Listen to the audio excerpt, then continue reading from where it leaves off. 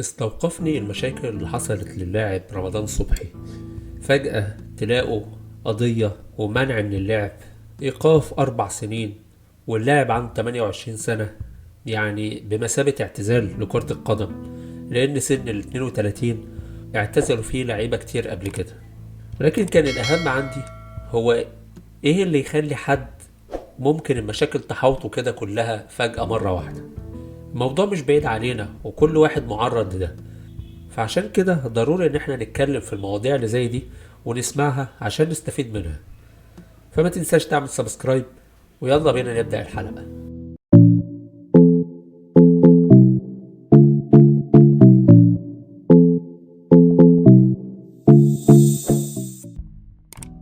ازيكم جميعا وعاملين ايه؟ لما سمعت الخبر بتاع اللاعب رمضان صبحي حبيت ان انا ادور عليه شوية، خصوصا موضوع الايقاف. طبعا موضوع الايقاف لو هو 4 سنين في اي نوع من انواع الرياضات، او حتى لو كان في اي مجال هو بيشتغل فيه، يعتبر مدة طويلة جدا. ولما سمعت على ان موضوع الايقاف لا يمكن الغائه لان زي ما بنقول التهمة مثبتة عليه، فبالتالي الموضوع اتعقد جدا. في نفس الوقت اللي احنا كنا بنسمع فيه عن القضية بتاعة تزوير، ان هو في حد راح يمتحن مكانه في الامتحان، تحس ان فجأة كده كل الابواب اتقفلت وان الدنيا اتطربقت على راس شخص فجأة.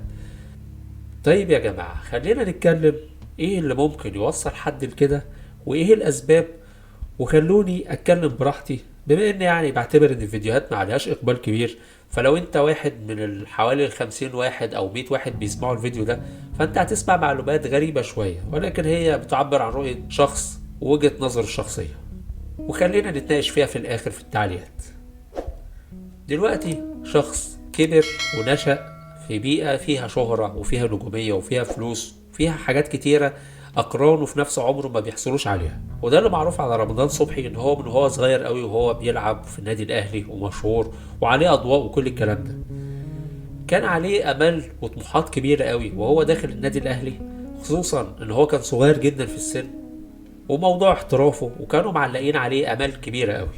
ولكن فجاه هو قرر ان هو يسيب النادي الاهلي، وزي ما بنقول كده كان الموضوع فيه عند شويه، كان فيه كلام كتير، والكلام ده ما انتهاش لحد وقتنا الحالي. في مرحله فارقه في حياته، هي مرحله ان هو ساب النادي الاهلي وراح لنادي بيراميدز. فعشان كده ده اللي حاربني عليه كل اللي جاي. اول حاجه هي حجم الضغوطات اللي ممكن تبقى على شخص معين.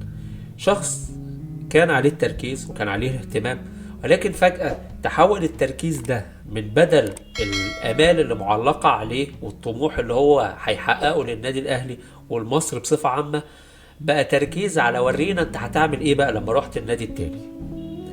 فترة طويلة نادي بيراميدز محققش حاجة من الكلام اللي هو كانوا بيتكلموا عليه او التوقع، وفجأة اخيرا ابتدى نادي بيراميدز يبتدي يحصد البطولات ومعاه رمضان صبحي. فكون ان احنا نركز في التوقيت، فموضوع التوقيت هو غريب شوية، ولكن برضو خلينا نتكلم في حاجة تانية. في حوادث كتيرة بتحصل وبتعدي، يعني مش هنقول ان كلهم مزورين او في ناس كتيرة، في نسبة كبيرة، ولكن في نسب كبيرة خلينا نقول ان الجامعات بتتساهل مع الناس المشهورين، ودي حاجة ما نقدرش نتغاضى عنها. لو انت كنت في دفعة او كنت في وقت في الجامعة ومعاك مثلا واحد مشهور لسه في الجامعة في الوقت اللي انت مقيم فيه في الجامعة، فأتحداك ان انت تكون شفته مرتين او 3 على بعض خلال فترة دراستك كلها، مع ان هو بيدرس، سواء هو اكبر منك في دفعتك اصغر منك، ولكن انت عارف ان هو بيدرس الجامعة اللي انت فيها، ولكن اتحدى ان انت تكون تحصلت عليه مرتين 3. فدي اول حاجة.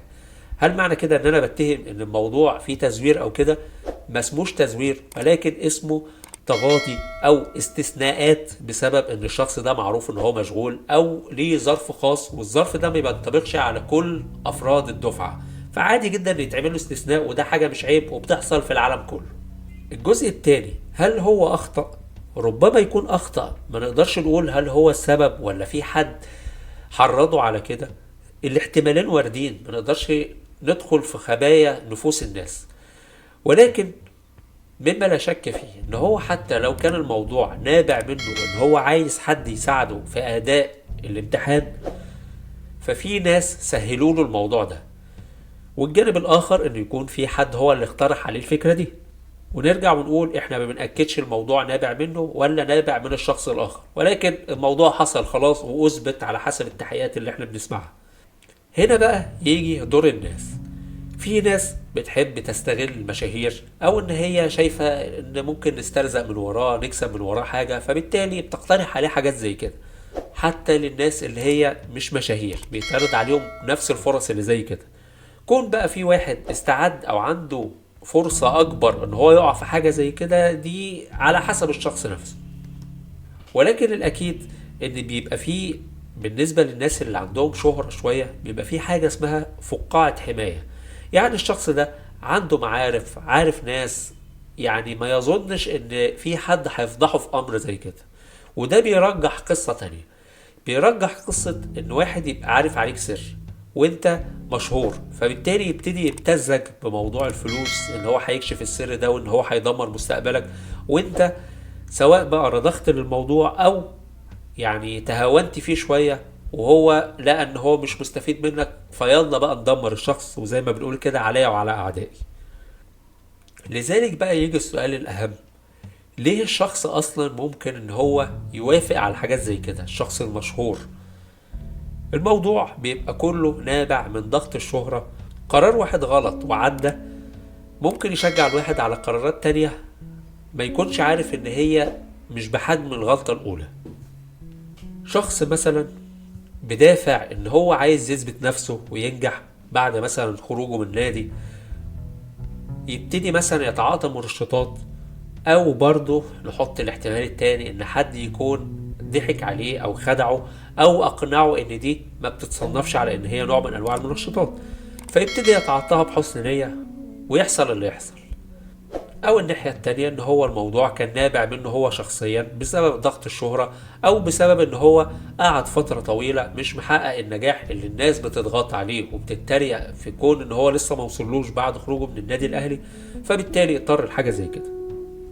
يعني من الاخر المحصلة واحدة، فكرة ان واحد يتعرض لضغط فترات طويلة ممكن تخليه يقع في بعض الاخطاء او القرارات اللي تأثر على مصير حياته فيما بعد. كذلك لو كان في حالة استغلال من المحيط اللي حواليه، يخلي فرص الوقوع في قرارات زي كده اكبر، وده طبعا ما بيجيش الا بعد تراكم مجموعة من المشاكل. فنيجي بقى للحاجة المهمة اللي احنا عايزين نقولها، النصيحة اللي احنا نستفيد منها في حاجة زي كده. اللي احنا نقدر نقوله ان مفيش حاجة مضمونة خالص في الزمن ده.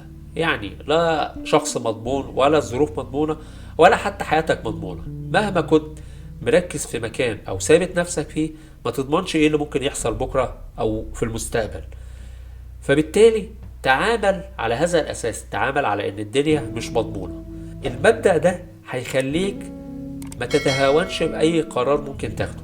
يعني احنا بناخد قرارات كتيرة بمبدأ اللي هو عادي ومش هيحصل حاجة، ويعني ما الناس كلها بتعمل كده. مهما كان الناس كلها بتعمل كده، ولكن انت ممكن الظروف معاك تختلف، ممكن في يوم من الايام تبقى مشهور، ممكن اي حاجة تحصل في المستقبل تخلي الغلطة اللي انت عملتها دي حجمها كبير، حتى لو هي في وقتها وانت مش مشهور ملهاش اي لازمة.